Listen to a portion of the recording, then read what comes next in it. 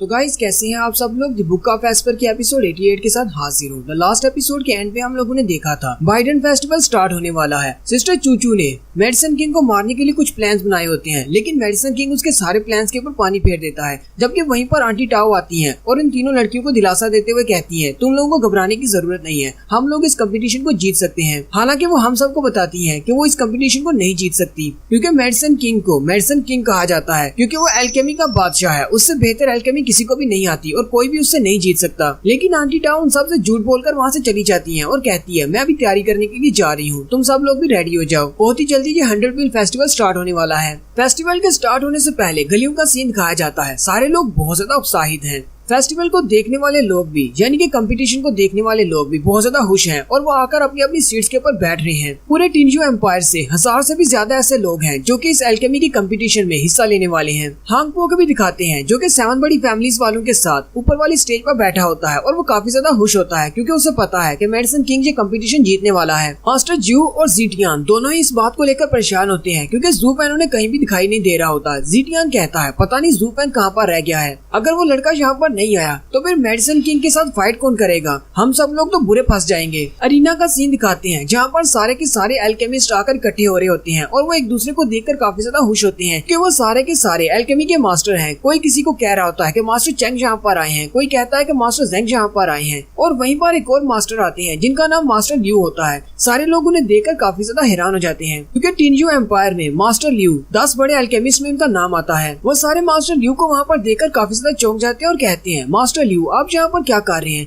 आप तो जीमिन सिटी के चीफ एल्केमिस्ट हैं। मास्टर ल्यू उनसे पूछते हैं, क्या तुम सब लोग मुझे जानते हो। वो उनसे कहते हैं, हाँ मास्टर हम आपको अच्छी तरह से जानते हैं, आपको कौन नहीं जानता होगा। पिछली बार इंपीरियल कैपिटल की तरफ से एक एल्केमी का मुकाबला हुआ था जहाँ पर आपने सेकंड प्लेस ली थी। वहाँ पर आपका मुकाबला यू लैन के साथ हुआ था जो कि मेडिसन किंग का स्टूडेंट है। हालांकि आप अपनी मेडिसिन को रिफाइन करने के बहुत ज्यादा करीब थे, लेकिन वो लड़का आपसे थोड़ा सा तेज था, इसलिए आप सेकंड प्लेस पर आ गए। वो मास्टर ल्यू से कहते हैं, मास्टर ल्यू आप यहाँ पर क्या करने के लिए आए हैं, आप तो 5th क्लास के एक एल्केमिस्ट हैं, आपको यहाँ पर इस कंपटीशन में हिस्सा नहीं लेना चाहिए। ये कंपटीशन तो हम जैसी छोटी फैमिलीज के लिए है, ये बड़ी फैमिलीज के लिए नहीं है। मास्टर ल्यू हंसते हुए उन सब से कहते हैं, मैं यहाँ पर कंपटीशन में हिस्सा लेने के लिए तो आया हूँ, लेकिन मैं यहाँ पर फेम और पावर के लिए नहीं आया। मैं तो यहाँ पर तुम सब लोगों को देखने के लिए आया हूँ कि तुम सब लोग एल्केमी को किस तरह परफॉर्म करते हो। शायद मैं तुम लोगों को कुछ सिखा सकूँ, जहाँ पे तुम लोगों से कुछ सीख सकूँ, क्योंकि सीखने की कोई भी उम्र नहीं होती। वो सारे उसकी बात समझ जाते हैं और कहते हैं, ये मास्टर यहाँ पर कंपटीशन में हिस्सा लेने के लिए आए हैं, बस हमारे सामने कुछ लंबी लंबी छोड़ रहे हैं। उसी वक्त एरिना के सेंटर से एक लड़की की आवाज आती है जो कि इनकी अनाउंसर है और साथ ही इनकी जज भी है।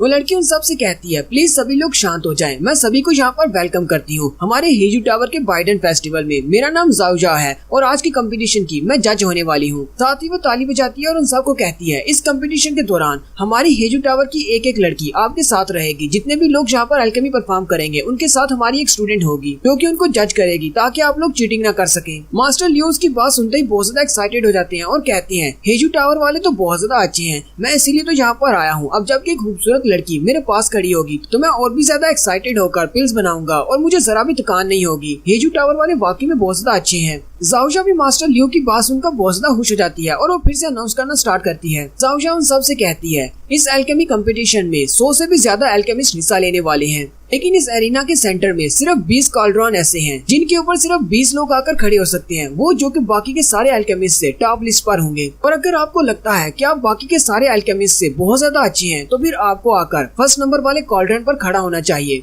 और अगर आपको लगता है कि आपके एल्केमी के स्किल्स बहुत ज्यादा बुरे हैं तो फिर आपको जाकर लास्ट पे खड़ा होना चाहिए। कॉन्फिडेंस वाली बात सुन के पहले तो मास्टर ल्यू भी काफी ज्यादा हैरान हो जाते हैं और फिर साथ ही हंसते हुए बाकी के सारे एल्केमिस्ट से कहते हैं, ये लड़की बिल्कुल ठीक कह रही है, एल्केमी को परफॉर्म करने के लिए हमारे अंदर कॉन्फिडेंस भी होना बहुत ज्यादा जरूरी है। एल्केमी के लिए सिर्फ टेक्निक्स और स्किल्स काफी नहीं है, अगर हमारे अंदर कॉन्फिडेंस नहीं है तो फिर हम एल्केमी को कैसे परफॉर्म कर सकते हैं। इसलिए मुझे लगता है कि मुझे जाकर फर्स्ट प्लेस पर खड़ा होना चाहिए। वो सारे पार्टिसिपेंट मास्टर ल्यू की बात सुनकर काफी ज्यादा खुश हो जाते हैं और कहते हैं, हमें नहीं पता कि हम में से कितने ज्यादा लोग इस कंपटीशन को जीतने वाले हैं, लेकिन मास्टर ल्यू तो काफी ज्यादा अच्छे हैं, इनको फर्स्ट बार ही जाकर खड़े होना चाहिए। मास्टर ल्यू भी उन सब की बातें सुनने के बाद बहुत ज्यादा पंप हो जाते हैं और कहते हैं, हाँ क्यों नहीं, मैं अभी जाकर फर्स्ट कॉल्ड्रॉन पर खड़ा होता हूँ। लेकिन उसी वक्त कोई पीछे से आता है और चिल्लाकर कहता है, मेरा रास्ता ब्लॉक मत करो, साइड पर हटो बुड्ढे कहीं के। मास्टर ल्यू जैसे पीछे की तरफ देखते हैं तो उनके पीछे यू लैन खड़ा होता है, मेडिसन किंग का स्टूडेंट। वो चिल्लाकर उसे कह रहा होता है, बुड्ढे कहीं के, साइड पर हट जाए, मेरे रास्ते में मत आ। मास्टर ल्यू भी उसे वहाँ पर देखकर काफी ज्यादा घबरा जाते हैं और कहते हैं ये कमीना लड़का यहाँ पर क्या कर रहा है, पिछली बार भी कंपटीशन में मैं इसी लड़के से हारा था, ये तो पहले से मेडिसिन किंग का स्टूडेंट है, फिर ये बाइडन फेस्टिवल में हिस्सा क्यों ले रहा है। बाकी के सारे लोग भी उसे देखकर बातें करना शुरू कर देते हैं और कहते हैं ये तो वही लड़का है मेडिसिन किंग का स्टूडेंट जो कि इंपीरियल पैलेस के कंपटीशन में पहले नंबर पर आया था और मास्टर ल्यू सेकंड नंबर पर आए थे। वो मास्टर ल्यू से कहते हैं मास्टर ल्यू आपको क्या लगता है ये तो आपका राइवल है और आप दोनों इकट्ठे जाकर खड़े हो सकते हैं। वो मास्टर ल्यू से कहते हैं मास्टर ल्यू क्या आपको लगता है कि आप इस बार इसको हरा पाएंगे। मास्टर ल्यू उनसे कहते हैं ये लड़का वाकई में एक जीनियस है, 100 साल में सिर्फ इस तरह का सिर्फ एक ही लड़का पैदा होता है और उसकी एल्केमी के स्किल बहुत ज्यादा अच्छे हैं। लास्ट टाइम ये मुझसे जीत गया था सिर्फ कुछ सेकंड्स के ऊपर, लेकिन इस बार मैं इसे नहीं जीतने दूंगा। हालांकि ये पिछली बार जीत गया था इसलिए ये फर्स्ट कॉल्ड्रॉन के ऊपर जाकर खड़ा हो सकता है, मैं सेकंड पे खड़ा हो जाऊंगा। वो सारे कल्टीवेटर्स उसकी बात सुनकर बहुत ज्यादा खुश हो जाते हैं और कहते हैं मास्टर ल्यू आप तो वाकई में बहुत ज्यादा अच्छे हैं। मास्टर ल्यू वहीं पर खड़े खड़े सोचना शुरू कर देते हैं इस लड़के ने लास्ट टाइम कंपटीशन में मुझे हरा दिया था, लेकिन इस बार ऐसा नहीं होगा, इस बार मैं इसे जरूर हरा दूंगा। ये लड़का लास्ट टाइम भी मुझसे जीता था, लगता है कि ये जानबूझकर मेरे पीछे बाइडन फेस्टिवल में आया है ताकि ये मुझे हरा सके। मास्टर भी वहीं पर खड़े सोच रहे होते हैं कि उसी वक्त आंटी टाओ पीछे से आती है और उसे कंधा मारते हुए कहती है अगर तुम्हें वहाँ पर नहीं जाना तो तुम साइड पर हट जाओ, रास्ते में क्यों खड़े हो। मास्टर ल्यू कहते हैं अब ये कौन बदतमीज है, लेकिन जैसे वो आंटी टाओ की तरफ देखते हैं तो वो बहुत ज्यादा चौंक जाते हैं क्योंकि वो आंटी टाओ को अच्छी तरह से जानते हैं कि वो कौन है। बाकी के पार्टिसिपेंट मास्टर ल्यू से पूछते हैं मास्टर ल्यू क्या आपको पता है कि ये बूढ़ी औरत कौन है, हमने इसे पहले कभी नहीं देखा, क्या आपने इसके चेहरे को गौर से देखा, ये तो एक भूतनी लग रही है। मास्टर ल्यू बहुत ज्यादा घबरा जाते हैं और कहते हैं आज ये बूढ़ी औरत यहाँ पर क्या कर रही है। वो सभी मास्टर ल्यू से कहते हैं मास्टर ल्यू आप इतने ज्यादा घबराए हुए क्यों लग रहे हैं, क्या आप इसको जानते हैं, ये कौन है ये। मास्टर ल्यू उन सब से कहते हैं मैं इस औरत को कैसे नहीं जान सकता, आज से 30 साल पहले जब मैं सिर्फ एक सेकंड ग्रेड का मास्टर था तब एक लड़की हेजू टावर से निकली थी और वो 5th ग्रेड की मास्टर बन गई और वो मिराकुलस डॉक्टर थी। उसका नाम टाओ डैनिंग था और वो बहुत ही अच्छी अल्केमिस्ट थी। वो हमारे मेडिसिन किंग के मुकाबले पर थी, दोनों ही एक दूसरे के मुकाबले पर थे। हालांकि मेडिसिन किंग बाद में 7th ग्रेड का मास्टर बन गया और टाओ डैनिंग वहीं पर रह गई, वो 5th ग्रेड से आगे नहीं बढ़ पाई, लेकिन कुछ अर्सा पहले वो गायब हो गई थी, किसी को नहीं पता कि वो कहाँ गई। अब वापस आई है, पता नहीं वो कितने ग्रेड पर पहुंच चुकी होगी। मास्टर ल्यू उन सब से कहते हैं लेकिन ये तो हेयू टावर की चीफ एल्केमिस्ट है, फिर इसे यहाँ पर अपने ही फेस्टिवल में हिस्सा लेने की क्या जरूरत पड़ी है। वो सारे पार्टिसिपेंट मास्टर ल्यू का हौसला बढ़ाने के लिए उनसे कहते हैं मास्टर ल्यू आपको परेशान होने की जरूरत नहीं, वहाँ पर अभी 3rd कॉल्ड्रॉन बाकी है, आप 3rd पे जाकर खड़े हो सकते हैं। किसी भी कंपटीशन में जीतने वालों के 3 नंबर होते हैं, तीसरे नंबर पर भी तो आया जा सकता है, आप तीसरे पे जाकर खड़े हो जाएं।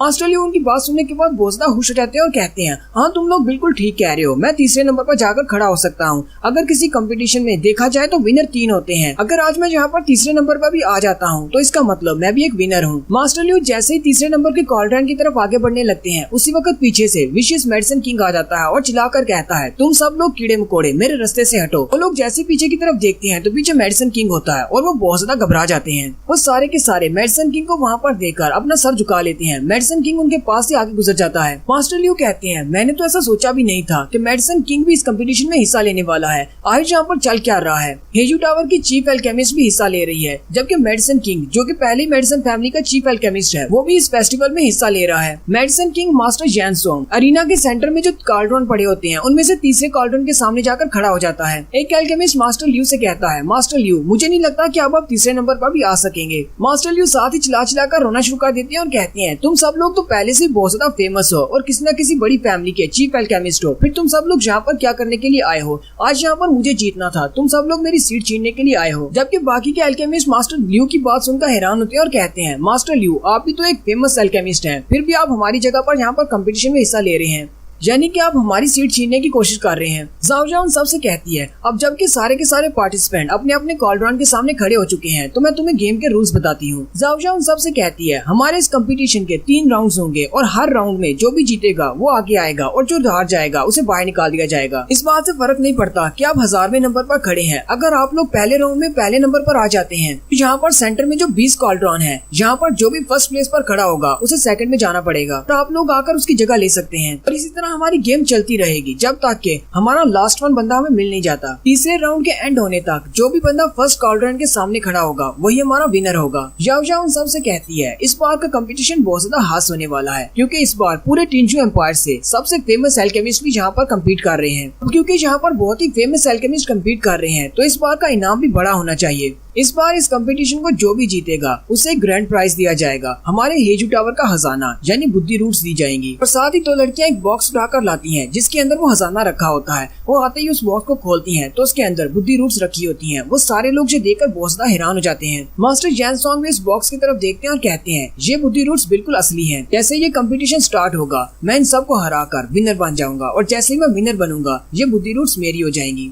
और यहीं पर हमारी एपिसोड 88 का एंड होता है। एक्सप्लेनेशन अच्छी लगी हो तो कमेंट करके जरूर बताएं। चैनल को सब्सक्राइब कर दें, वीडियो को लाइक और शेयर कर दें। शुक्रिया।